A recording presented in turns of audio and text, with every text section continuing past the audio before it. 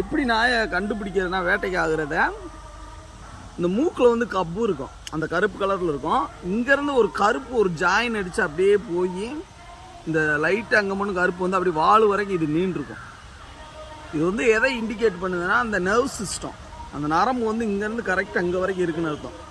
ஸ்பீடாக ஒரு அனிமல் ஓடுறப்ப அது வந்து சடனாக டேர்ன் ஆகிடும்.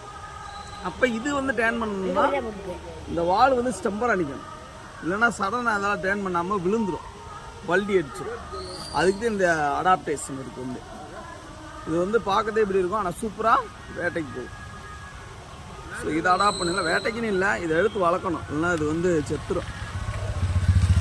இவங்களே இந்த நாயை வளர்க்குறாங்க, ஆனால் 2 நாளைக்கு குட்டு போட்டதுனால இவங்களுக்கே வளர்க்க முடியல. என்னடா தம்பி, அதனால இந்த நாயை நம்ம அடாப்ட் பண்ணுறோம். இந்த நாயை எடுத்து நம்ம வளர்க்குறோம். ரெண்டுமே சூப்பர் ப்ரீடு, நல்லா வளர்க்கணும். மே மாதம் லீவில் எப்படி பொழுது போகுது, 1 மாதம் லீவ் விட்டோன்னே இதே நமக்கு வந்து நல்ல ஒரு கம்பெனியன் ஆகும்.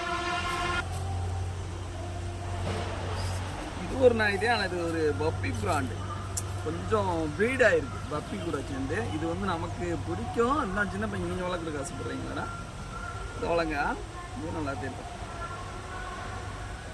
கொஞ்சம் பப்பி இந்த அந்த வாழை பற்ற தெரியுதா, பப்பி பிராண்ட். இந்த பாரு